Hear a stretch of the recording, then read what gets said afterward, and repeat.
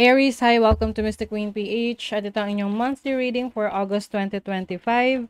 If you're interested in private readings, meron tayong link sa description at sa pinned comment. Paki-check nyo lang information kung paano mag-book for a private reading, and please subscribe to our channel to show your support. Like, share this video at comment na rin kayo kung kayo ay naka-resonate. Meron tayong 20% discount sa tarot reading services from July 16 to 31, 2025. So, mag-book na kayo ng private reading kasi naka-discount yan. Let's begin. Aries, what's up? What's up for August 2025? Show us the energies, please.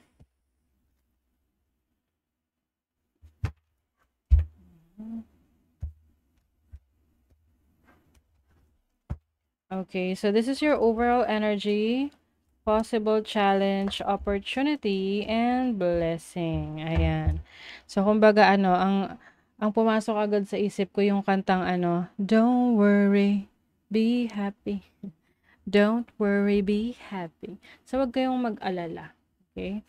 Kasi ano man yung pinagdadaanan nyo ngayon, especially related sa finances, kaperahan, sa resources ninyo, or even sa relationship ninyo ngayon, matatapos rin yan. Okay? Bottom of the deck, di ba? Nine of Pentacles. This is stability in your finances. Oo. You also have the King of Cups. New opportunity when it comes to your career or source of income. Pwedeng merong offer. Someone's going to help you to make things through. To get things through. Or para malagpasan nyo yung financial challenges na yan. And also, mas magiging malikot ang isip ninyo ngayon, no? Kasi 'di ba, pag tayo ay nasa isang challenge, it's either magmukmuk ka at mag-play victim, or maghanap ka ng solusyon. So, ano yung pipiliin mo doon? Syempre, nasa sayo yan. Meron tayong free will. But, if you will choose to, kung pipiliin mo na gumawa ng solusyon, talagang makakahanap ka ng solusyon dyan. May offer, new beginnings, new opportunities when it comes to your career. May mga options available sa'yo. So, I feel like mas magiging competitive ka ngayon. Oo.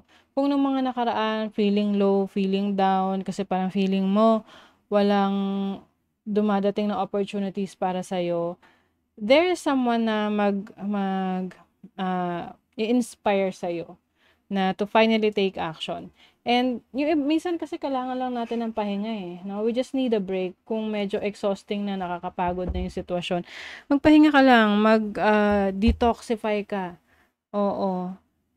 Connect with nature, ground yourself, ganyan, para bumalik ka sa dati mong lakas. Now, your overall energy is the Five of Pentacles. Maaring may mga financial challenges sa career, sa trabaho. But, andyan naman yung susi, Andyan lang sa tabi-tabi. Andyan lang yung solusyon. Kailangan lang bumangon ka at hanapin mo yung solusyon na yan. Kasi, madali lang naman siyang magawa ng paraan. And, syempre, kung kailangan mo ng tulong, ask for help. Kasi may mga pagkakataon naman talaga na hindi natin yan kaya on our own na kailangan din maging tayo, humble enough para humingi ng tulong sa iba. Now, your challenge is the moon. Kasi maaring yung iba sa inyo, parang nalulunod kayo sa sarili nyong emosyon. Oo. Maaring may mga nararamdaman kayo, feelings, emotions na hindi nyo talaga totally na ilalabas. Sinasarili nyo lang. Kaya, kumbaga kayo yung nagsasuffer. So, it's time for you to let go of that. Kung hindi ka man makapagtiwala, sa isang tao na pwede mong pagsabihan yan, you can write it down, sulat mo, o kaya isigaw mo.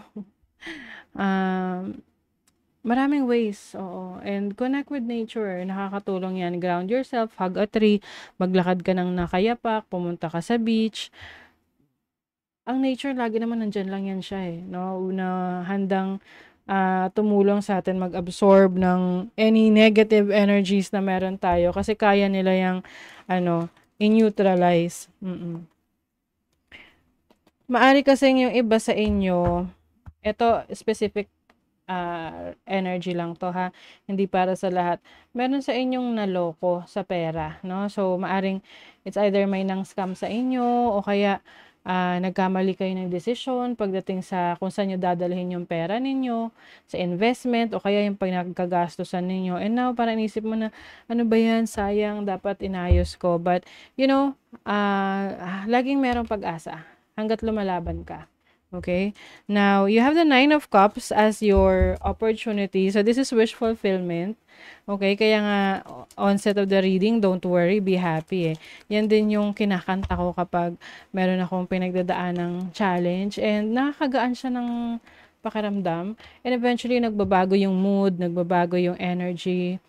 And yun, nare-resolve yung mga issues, yung mga problema. So, maaring meron kang matutuklasan na bagong oportunidad na tutulong sa'yo para makaahon ka or maresolusyonan yung financial issues mo or even problema sa trabaho. Yung iba naman kasi sa inyo, pwedeng sa relationship to or connection with someone, merong ng ghost kasi this is also feeling left in the cold. Now, parang hindi mo matanggap that there is someone na ng ghost sa'yo. But lagi mong iisipin, hindi mo yun kawalan, kawalan nila yun.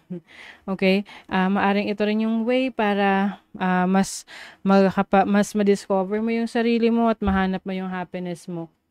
Kasi hindi mo mahanap yung happiness, fulfillment kapag nasa maling tao ka. And your blessing is the Page of Swords, which is about learning. So, yung iba sa inyo, mas magiging busy kayo na mag-aral, mag-explore, to be more curious about life. Kumbaga, i-open mo yung mind mo sa mga bagong information, kaalaman, skills that will definitely improve your life. So, sa money, career, finances, Aries. Oh, yung ganda, oh. 'Di ba? Money, career, finances, you have the Empress. This is abundance. So, meron kang creative na talent, skill set na sisimulan mo. Kasi you're going to give birth to a new project or a new opportunity for your career, for your business. So, don't worry. You have the Eight of Wands. So, mabilis tong mangyayari. Mabilis mong masusolusyonan, magagawa yung mga kailangan mong gawin at kailangan mong tapusin na proyekto. No? This can be personal projects, pwedeng sa trabaho mo, career, or sa business mo. And you also have temperance. So, this is balance, no? Parang magiging i-regulate mo yung mga ginagawa mo. Ibig sabihin, hindi ka lang sa isang bagay magfo-focus. You will also focus on other things na importante rin sa'yo. Everything in moderation will really help you achieve your goals. And then, sa love life, let's see the energy ng love life.